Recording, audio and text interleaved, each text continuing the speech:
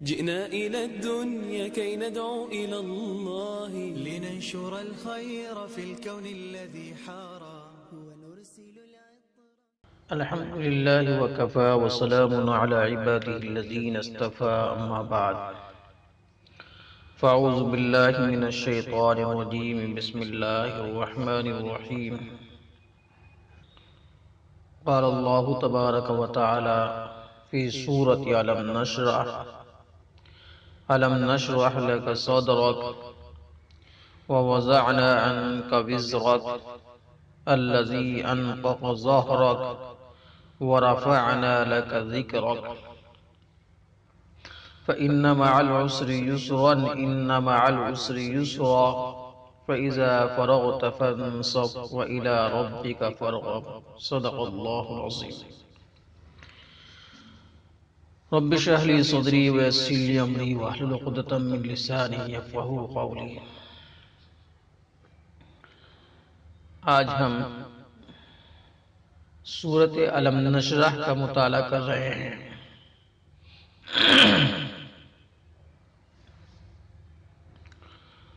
اس سورت کا خاص مضمون حضور اکرم صلی اللہ علیہ وسلم کے قلب مبارک کا انشراح ہے کہ آپ کے دل کو اللہ تعالی نے وسعت کی ہے، کشادگی پیدا کر دی ہے. اور دوسری چیز جو آپ کے اوپر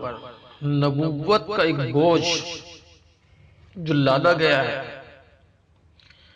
اور جس نبوت سے آپ کو سرفراز کیا گیا ہے، اور یہ ایسا بوجھ ہے کہ جس کی فکر اور تشویش کی وجہ سے آپ کی پیٹھ جھک گئی ہے، تو آپ کو گھبرانے کی ضرورت نہیں، بلکہ آپ مطمئن ہو جائیے کہ جو بوجھ آپ پر لادا گیا ہے، یہ جو بوجھ آپ پر ہے، اس سے آپ رنجیدہ نہ ہوئیے اور ہمت مت ہاریے،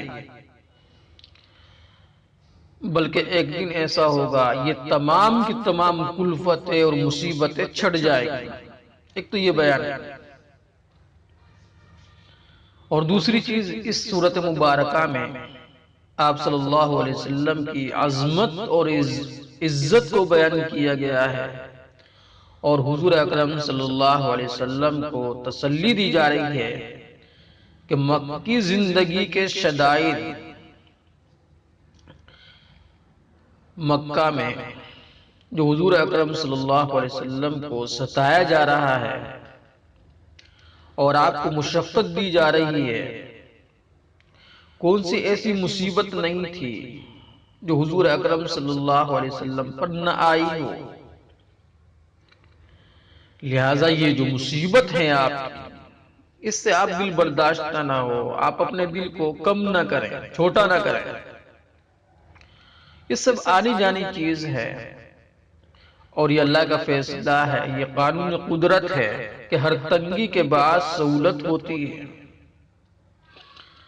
لہٰذا یہ دور کے بعد جو اگلا دور آ رہا ہے، اس دور میں آپ کے لیے فراخی ہوگی،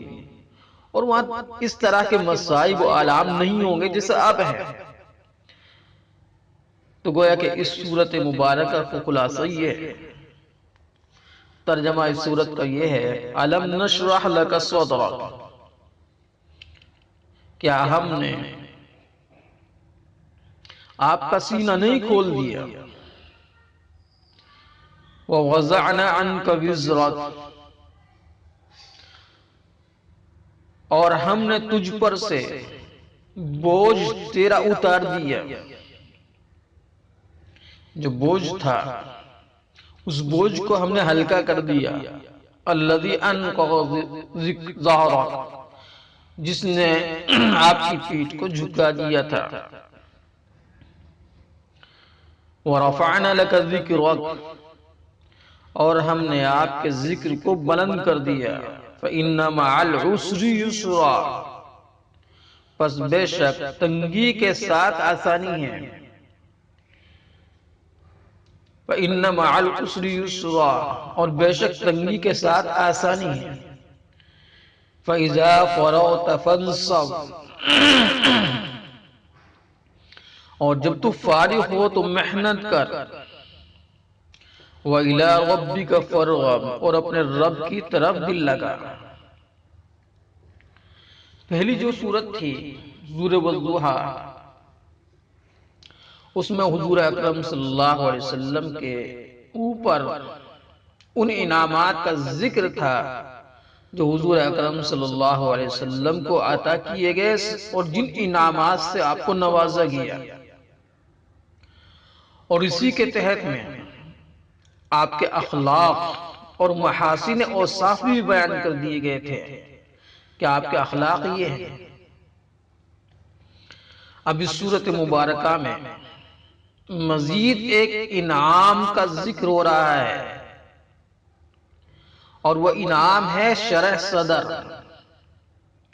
ایک انسان ایک کام کرتا ہے پریشانی کی وجہ سے، کسی حکم کی وجہ سے، لیکن یہ ہے کہ اس کام میں انسان کا دل مطمئن ہو جائے، یہ ایک بہت بڑی نعمت ہے۔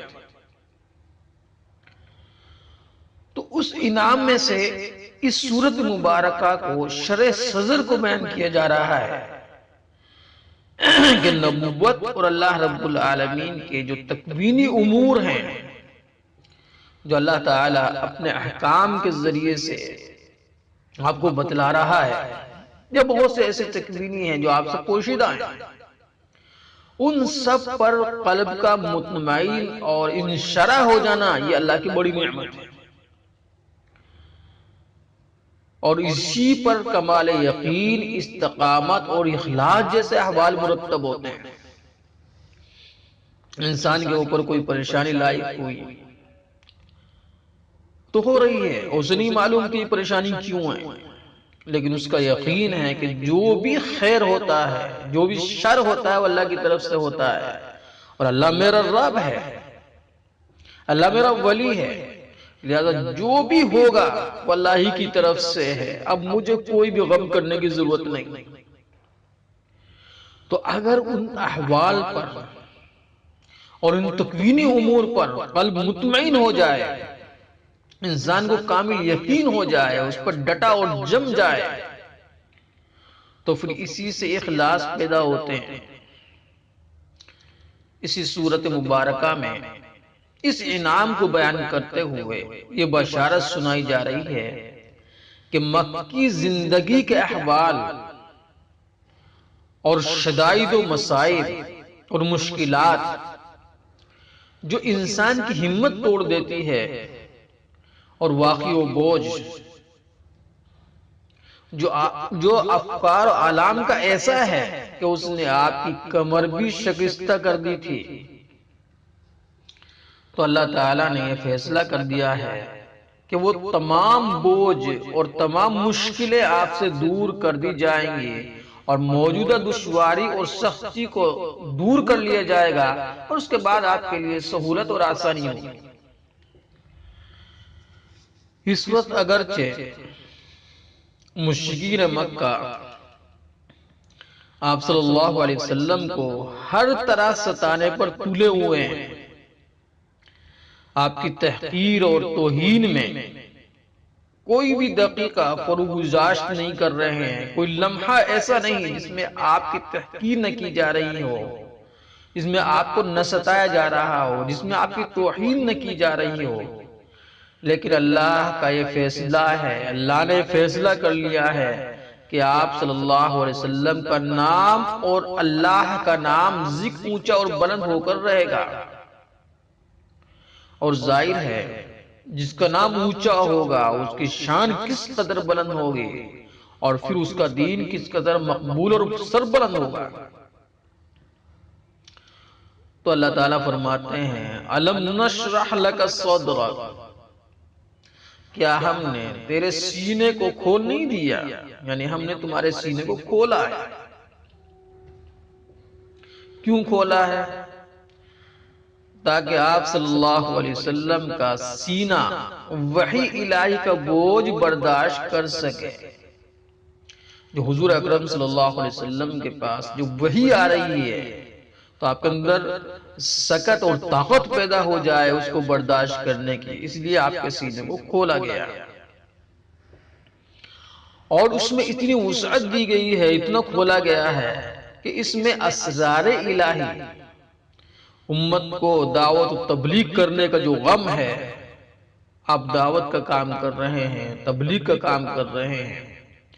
اور امت کی طرف سے آپ کو غضب پہنچ رہا ہے، مصائب پہنچ رہی ہے، تکلیف پہنچ رہی ہے، اور پھر یہ کہ دین اور دنیا و آخرت کے غم سب سمازک ہے، اس لیے اللہ تعالیٰ نے آپ کے دل کو وسعت دی ہے، آپ کے دل کو کھولا ہے، اور پھر اس وجہ سے بھی کہ دل کے اندر جو بیماریاں ہوتی ہیں، میل اور کدورت، کینہ اور دشمنی اور سارے ہی برے اخلاق و عادات آپ کے دل سے نکل جائیں، اور اس میں علم و نور اور علم و ایمان کی حکمت بھری جائے، اس وجہ سے آپ کے سینوں کو کھولا گیا۔ لغت میں صدر سینے کو کہتے ہیں، اور اہل صوفیہ کے نزدیک، اہل طریقت کی اصطلاح میں قلب کے دروازے دو ہیں، ایک دروازہ نفس کی سمت ہے، یعنی کہ دل کا ایک دروازہ وہ ہے جو نفس کی طرف کھلتا ہے اور صدر اسی کا نام ہے، اور دوسرا دروازہ روح کی جانب کھلتا ہے، اس کا نام قلب ہے۔ تو لہذا وہ دروازہ جو نفس کی سمت کھلتا ہے جس کو صدر کہتے ہیں، اس کے مقابلے میں یہ جو روح کا دروازہ جس کا نام قلب ہے زیادہ وسیع اور کشادہ ہوتا ہے، صدر تنگ ہوتا ہے، جبکہ روح کا جو دروازہ ہے وہ کشادہ ہوتا ہے، اور جب یہ صدر کا جو دروازہ تنگ ہوتا ہے اس کو بھی وسیع کر دیا گیا، اس کو بھی کشادہ کر دیا گیا، تو ظاہر ہے دوسرا اس سے بھی زیادہ وسیع اور کشادہ ہو گیا ہوگا۔ یہ وجہ ہے یہاں صدر کو ذکر کیا گیا، یعنی اس دروازے کو ذکر کیا گیا جو دل کا نفس کی طرف کھلتا ہے، اور قلب کا لفظ ذکر نہیں فرمایا گیا، کیونکہ صدر قلب کے لیے قلعے کی طرح ہے، اور صدر کی طرف سے ہی شیطان حرص و حوث اور خواہشات دنیاوی سے لیس ہو کر اسی طرف سے حملہ آور ہوتا ہے اور قلب میں تنگی پیدا کرتا ہے، اور حضور اکرم صلی اللہ علیہ وسلم کا دل اس سے صاف کر دیا گیا، اور جب وہ حملہ کرتا ہے شیطان تو جس کی وجہ سے عبادت ایمان کی جو لذت اور حلاوت کا مزہ بھی کم ہو جاتا ہے، تو جب قلب کی وہ جانب کی تنگی دور ہو گئی اور اس میں وسعت اور کشادگی پیدا ہو گئی، تو پوری بشاشت اور خوشی کے ساتھ عبادت کرنا میسر آئے گا۔ لیکن یہ بھی یاد رکھنا چاہیے کہ شرح صدر اس کو کہتے ہیں، حوصلے کی وسعت و فراخی کو،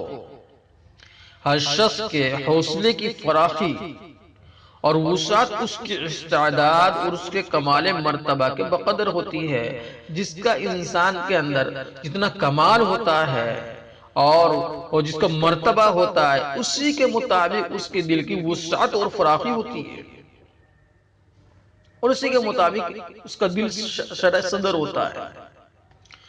تو جس کی جتنی استعداد ہوگی، جس درجے کا کمال ہوگا، اسی درجے کے اس میں حوصلہ ہوگا اور اس میں وسعت ہوگی، اور کسی بھی مرتبہ اور کمال کی وسعت اور حوصلہ شرح صدر اس وقت تک معلوم نہیں ہو سکتی جب تک کہ انسان اس مرتبے تک خود نہ پہنچ جائے۔ بس خاص طور پر شرح صدر مصطفی صلی اللہ علیہ وسلم کی حقیقت معلوم کرنا کسی انسان کے بس کی بات نہیں، اس لیے آپ پر رتبہ کمال نبوت کا خاتمہ ہے، آپ کے بعد کوئی نبی نہیں آئے گا، اور جو کسی اور کو حاصل ہے ہی نہیں، اس لیے آپ کی شان اور آپ کا شرح صدر، آپ کی وسعت کتنی ہے اس کی پہچان کسی کو حاصل نہیں ہو سکتی۔ تو شرح صدر کا جو مفہوم بیان ہوا، یعنی کہ اس کا مقصد یہ ہے کہ اللہ تعالیٰ نے آپ کے دل کو ایسا کھولا ہے کہ اس کے اندر تمام غم اور جتنے بھی آلام و مصائب ہیں یا علوم کے خزانے ہیں وہ تمام کے تمام اس میں سما جائے۔ لیکن احادیث میں اور سیر سے یہ بات ثابت ہے کہ شرح صدر سے مراد سینہ چاک ہے، کہ ظاہر طور پر بھی فرشتوں نے متعدد مرتبہ آپ کا سینہ چاک کیا۔ چنانچہ امام مسلم رحمۃ اللہ علیہ نے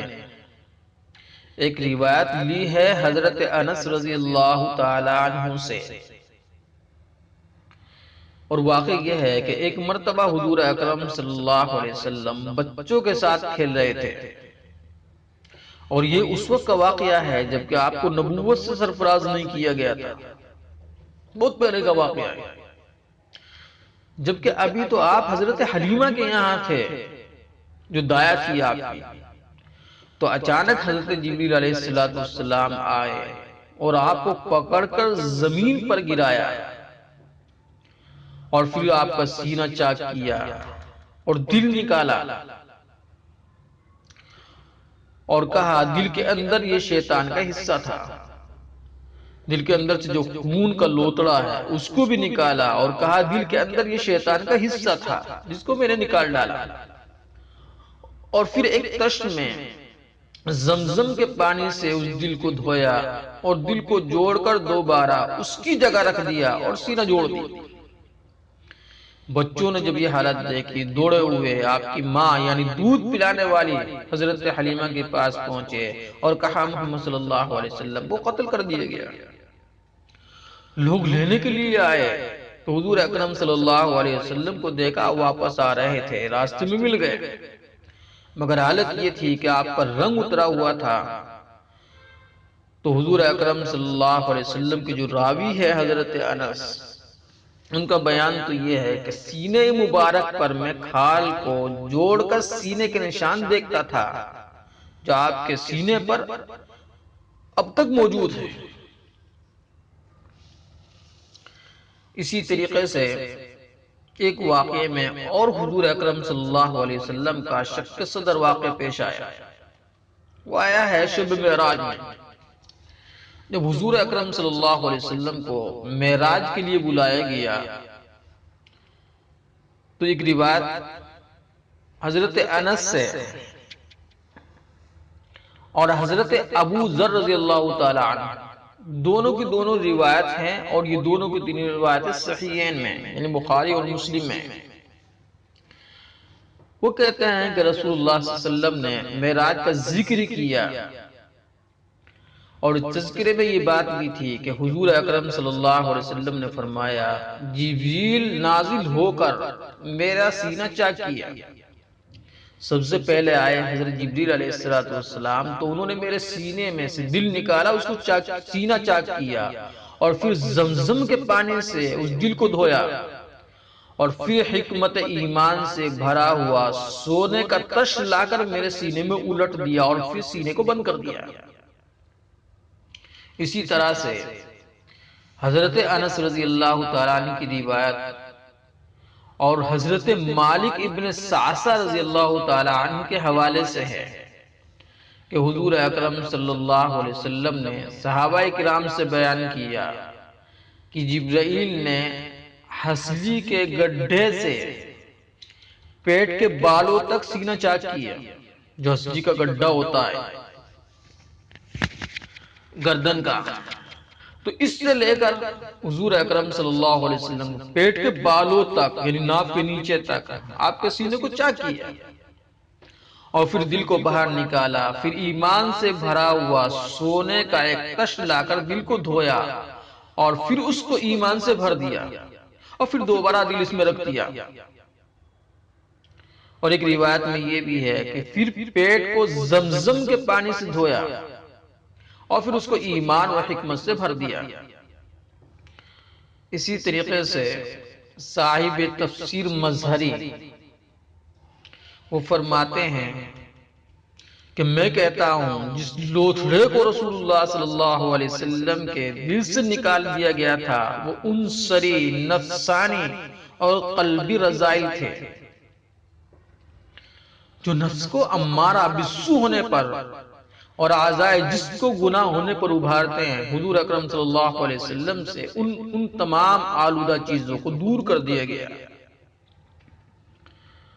اسی طریقے سے مفتی شفیع صاحب رحمت اللہ علیہ شرح صدر کے بارے میں، سینے کو کھول دینے کے بارے میں بیان فرماتے ہیں کہ حضور اکرم صلی اللہ علیہ وسلم کے سینے کو کھول دینا اس کو علوم و معارف اور اخلاق حسنہ کے لیے وسیع کر دینے کے معنی میں استعمال ہوتا ہے، جیسا کہ ایک دوسری روایت میں بھی ہے کہ حضور اکرم صلی اللہ علیہ وسلم کا سینہ جو کھولا گیا تو اس کا مطلب یہ ہے کہ اس کے اندر، اس سینے کے اندر علوم و معارف اور اخلاق حسنہ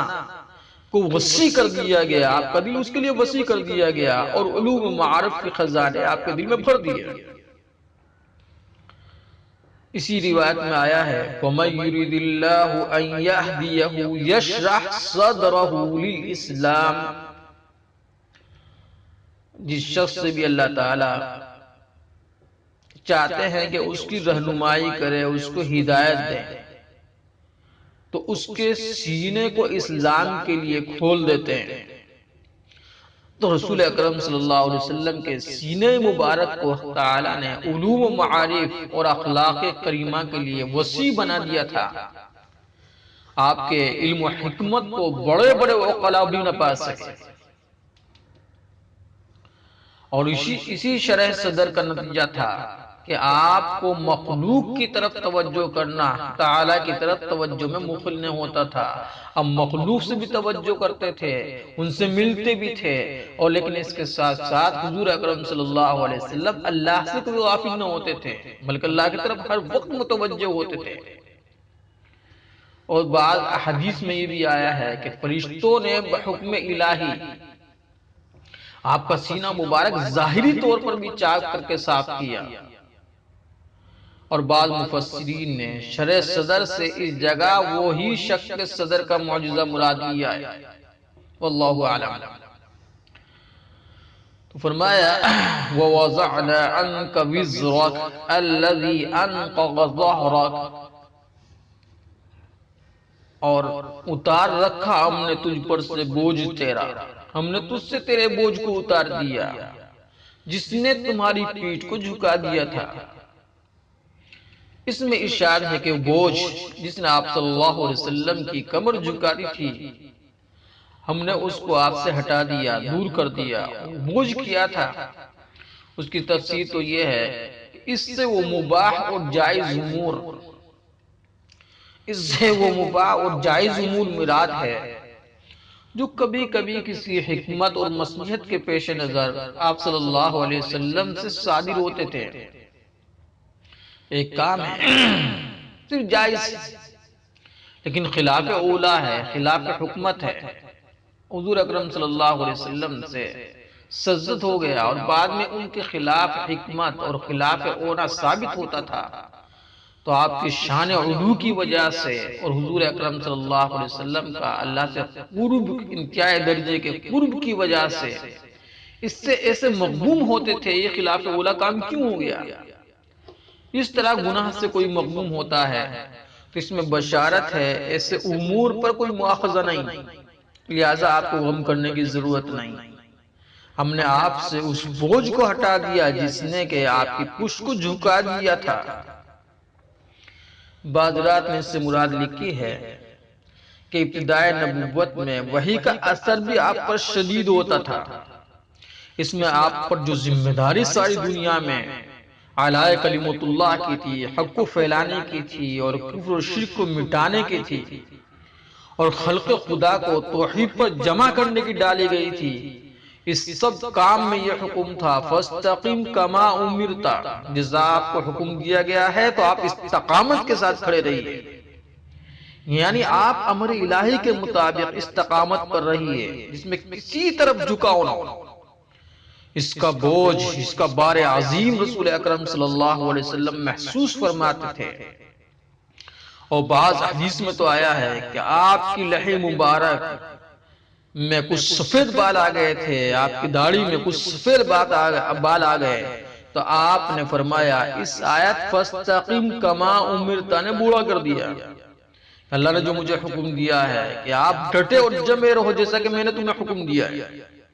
اس کے بوجھ نے تو میرے داڑھی کے بال بھی سفید کر دیے، جس کو آپ کے قلب سے ہٹا دینے کی بشارت اس آیت میں دی گئی،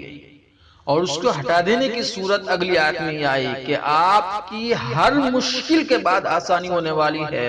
حق تعالیٰ نے شرح صدر کے ذریعے آپ کا حوصلہ اتنا بلند فرما دیا کہ سب مشکلات آسان نظر آنے لگیں اور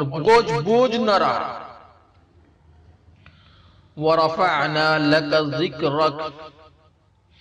اور ہم نے تیرے ذکر کو بلند کر دیا۔ حدیث میں آتا ہے ایک دن رسول اکرم صلی اللہ علیہ وسلم نے حضرت جبریل امین سے پوچھا میرے ذکر کو کس طرح بلند کیا گیا؟ حضرت جبریل سے حضور اکرم صلی اللہ علیہ وسلم نے پوچھا کہ میرے ذکر کو اللہ نے کس طرح بلند کیا؟ تو حضرت جبریل علیہ السلام نے فرمایا آپ کے ذکر کو اللہ تعالیٰ نے اپنے ذکر کے ساتھ ملا لیا ہے۔ اذان میں، اقامت میں، تحیات میں، خطبے میں، کلمہ طیبہ میں، کلمہ شہادت میں، اطاعت کا حکم دینے میں۔ اذان جب ہوتی ہے تو جہاں اللہ اکبر کہتا ہے تو وہ اذان میں اشہد اللہ بھی ہوتا ہے، محمد رسول اللہ۔ اقامت میں جہاں اللہ اکبر ہے وہاں اشہد اللہ الہ الا اللہ بھی ہے۔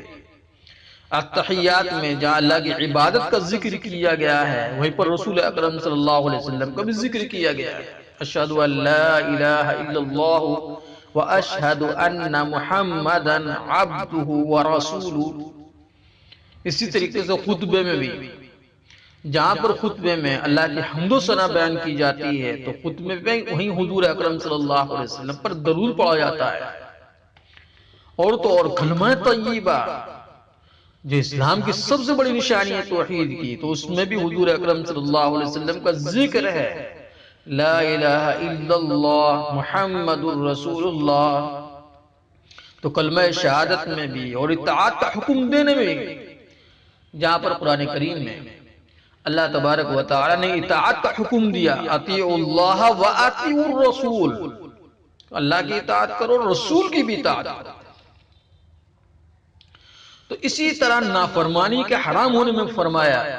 وَمَن يَعْصِ اللَّهَ وَرَسُولَهُ فَإِنَّ لَهُ نَارَ جَهَنَّمَ خَالِدًا فِيهَا، اور جو شخص بھی اللہ اور اس کے رسول کی معصیت کا ارتکاب کرے گا، گناہ کرے گا، تو اس کے لیے جہنم کا آگ ہے جس میں وہ ہمیشہ رہے گا۔ تو جو حرام چیزیں ہیں اس میں بھی گویا کہ حضور اکرم صلی اللہ علیہ وسلم کی نافرمانی کا جو ذکر ہے کہ اگر تم اللہ کی جیسے نافرمانی کرو گے، اسی طریقے سے رسول اکرم صلی اللہ علیہ وسلم کی نافرمانی کرو گے تو تمہارے لیے جہنم کی آگ ہے۔ اس آیت کے سلسلے میں حضرت مولانا محمد مالک کاندھلوی رحمۃ اللہ علیہ نے تکملہ معارف القرآن ادریسی میں تحریر فرماتے ہیں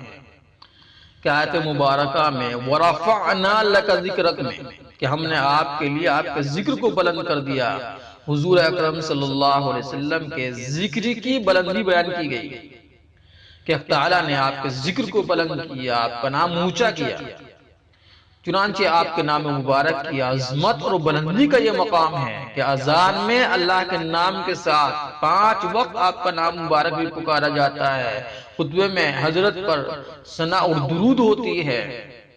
کلمہ جو ایمان کی جڑ ہے اس کے اندر بھی آپ کا ذکر ہے۔ ہر حال میں باستثناء مواضع چند جگہوں کو چھوڑ کر جہاں حق تعالی سبحانہ عمن والہ کا ذکر ہے وہیں حضور اکرم صلی اللہ علیہ وسلم کا ذکر ہے۔ عالم غیب میں آپ صلی اللہ علیہ وسلم سلطان ہیں، کوئی جگہ اور کوئی محل نہیں جہاں آپ کا ذکر خیر نہ ہو، قبر میں بھی اور حشر میں بھی۔ اس لیے کہ ملائکہ بھی پوچھتے ہیں کہ حضور اکرم صلی اللہ علیہ وسلم کا مطیع تھا یا نافرمان تھا؟ من ربو کا، تیرا رب کون تھا؟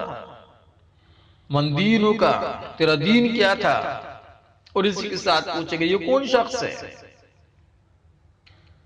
تو جنت کے دروازے اور عرش کے کنکروں پر بھی اس میں گرامی مکتوب ہے، موافق یا مخالف کوئی ایسی تاریخ نہیں جس میں حضرت کا ذکر نہ ہو۔ منکر بھی حضور اکرم صلی اللہ علیہ وسلم کی محامد پر، آپ کی حمد کرنے پر اور آپ کے اچھائی بیان کرنے پر، آپ کی تعریف کرنے پر مجبور ہو جاتا ہے۔ اب معمور دنیا پر ایسی کوئی جگہ نہیں جہاں آپ کا ذکر نہ ہو، پھر اس سے بڑھ کر اور کیا رفعت اور آپ کی شان ہو۔ فرمایا فَإِنَّ مَعَ الْعُسْرِ يُسْرًا إِنَّ مَعَ الْعُسْرِ يُسْرًا۔ سو البتہ مشکل کے ساتھ آسانی ہے، البتہ مشکل کے ساتھ آسانی ہے۔ عربی زبان کا قاعدہ یہ ہے، جس کلمے کے شروع میں الف لام ہوتا ہے، جس کو اصطلاح میں لام تعریف کہتے ہیں، اگر اسی کلمے کو الف ہی کے ساتھ مکرر لایا جائے، جیسے ان مع العسر یسرا، ان مع العسر یسرا، اگر اسی کلمے کو الف کے ساتھ مکرر لایا جائے تو اس کا مصداق وہی ہوتا ہے جو پہلے کلمے کا تھا، اور اگر بغیر الف لام تعریف کے مکرر لائے جائے تو دونوں کے مصداق الگ الگ ہوتے ہیں۔ اس آیت میں العسر جب مکرر آیا تو معلوم ہوا اس سے وہ پہلا ہی عسر مراد ہے، کوئی نیا نہیں۔ جو آپ کو مصیبتیں ہیں، جو پریشانیاں ہیں،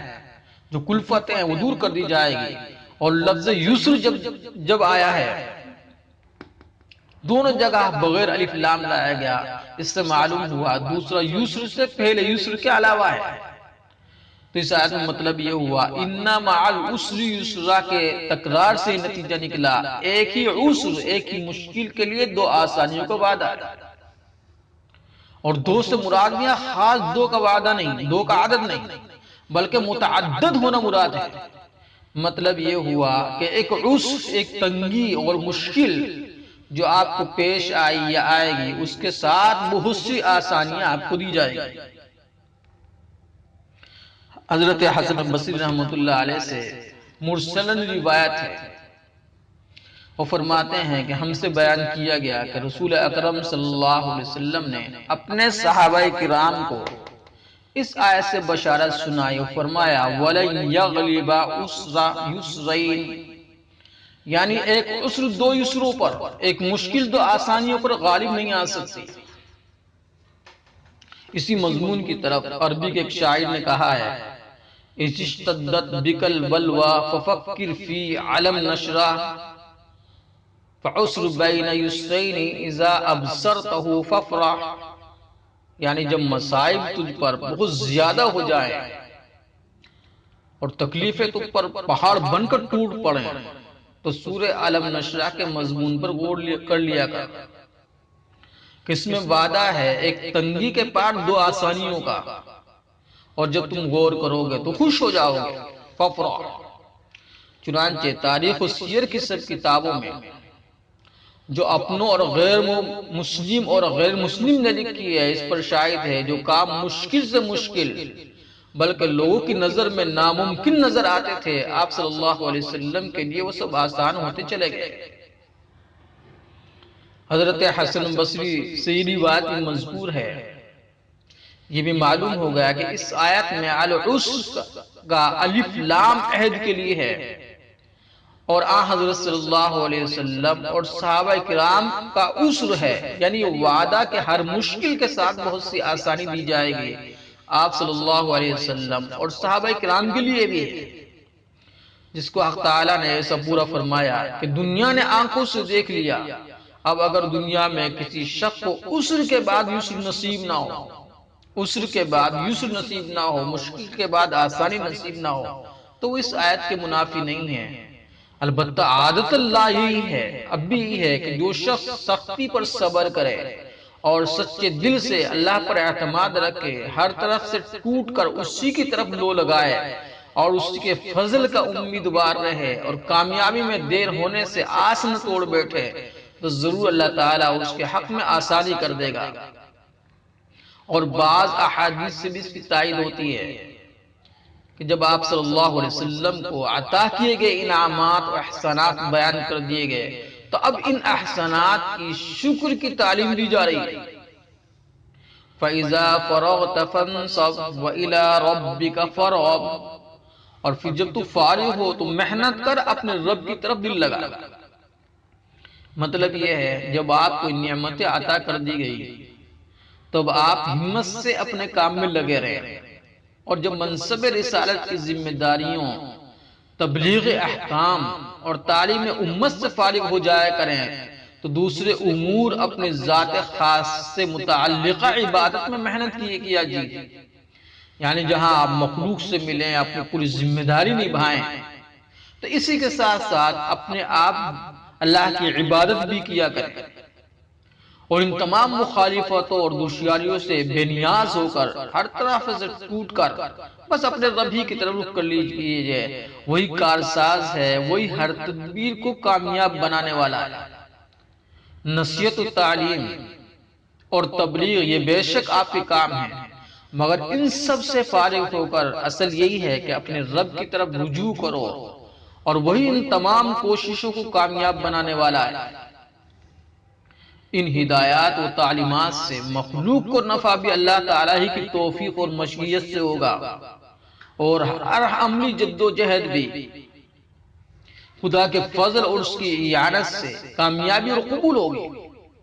اس لیے ان تمام محنتوں کے بعد نظر اپنی سعی، اپنی کسی محنت اور کسی صفت پر نہیں ہونی چاہیے، بلکہ ہر محنت و سعی ادائے فرض اور ذمہ داریوں کی تکمیل کے بعد رجوع اللہ کی اصل چیز ہے، اور وہی ہونی چاہیے، اور اسی پر کامیابی کا ثمرہ ہے۔ چنانچہ مفتی شفیع صاحب فرماتے ہیں جب آپ ایک محنت یعنی دعوت حق اور تبلیغ احکام سے فارغ ہوں، یا کوئی بھی دین کا آپ کام کر رہے ہیں، مدارس میں، مساجد ہیں، خانقاہیں ہیں، تو دوسری محنت کے لیے تیار ہو جائیے، وہ یہ کہ نماز اور ذکر اللہ اور دعا استغفار میں لگ جائیے، جس کا حاصل یہ ہے کہ رسول اکرم صلی اللہ علیہ وسلم کی دعوت و تبلیغ اور خلق خدا کو راستہ دکھانا، ان کی اصلاح کی فکر کرنا، یہ آپ سب کے لیے سب سے بڑی عبادت تھی۔ مگر یہ عبادت بواسطہ مخلوق ہے، وہ بھی عبادت ہے۔ دعوت کا کام، تبلیغ کا کام، قرآن کا کام، اور ان کی اصلاح پر توجہ دیں، اس کی تدبیر کریں۔ آیت کا مقصود یہ ہے کہ صرف اس عبادت بالواسطہ پر آپ قناعت نہ کریں، بلکہ جب اس سے فرصت ملے تو بلا واسطہ خلوت میں حق تعالیٰ کی طرف متوجہ ہوں، اسی سے ہر کام میں کامیابی کی دعا کریں، کہ اصل مقصود جس کے لیے انسان پیدا کیا گیا ہے وہ ذکر اللہ اور عبادت بلا واسطہ ہی ہے۔ اور شاید اسی لیے پہلی قسم یعنی عبادت بالواسطہ سے فراغت کا ذکر فرمایا، وہ کام ایک ضرورت کے لیے ہے، اس سے فراغت ہو سکتی ہے، اور دوسرا کام یعنی توجہ اللہ ایسی چیز ہے، اس سے فراغت مومن کو کبھی نہیں ہو سکتی، بلکہ اپنی ساری عمر اور توانائی کو اس میں صرف کرنا ہے۔ اس سے معلوم ہوا کہ علماء جو تعلیم اور تبلیغ اور اصلاح خلق کام کرنے والے ہیں، ان کو اس سے غفلت نہ ہونی چاہیے کہ ان کا کچھ وقت خلوت میں توجہ اللہ اور ذکر اللہ کے لیے مخصوص ہونا چاہیے، جیسا کہ علماء سلف کی سیرتیں اس پر شاہد ہیں۔ اس کے بغیر تعلیم و تبلیغ بھی مؤثر نہیں ہوتی، اور نور و برکت بھی نہیں ہوتی۔ اور اس سورۃ مبارکہ کی فضیلت کے سلسلے میں حضرت شاہ عبدالعزیز محدث دہلوی رحمۃ اللہ علیہ فرماتے ہیں کہ اس سورت کے خواص میں سے یہ ہے کہ سوتے وقت جو آدمی اس سورت کو 17 مرتبہ پڑھ کر سینے پر دم کرے گا، جو شخص سوتے وقت اس سورت مبارکہ کو 17 مرتبہ پڑھ کر سینے پر دم کرے گا تو وہ شیطانی خطرات و تشویشات سے محفوظ رہے گا، اور معاملات کی تدبیر میں خطا و لغزش سے بچا رہے گا۔ اللہ تعالی ہم سب کو اس پر عمل کرنے کی توفیق عطا فرمائے۔ بارک اللہ لنا فی القرآن العظیم۔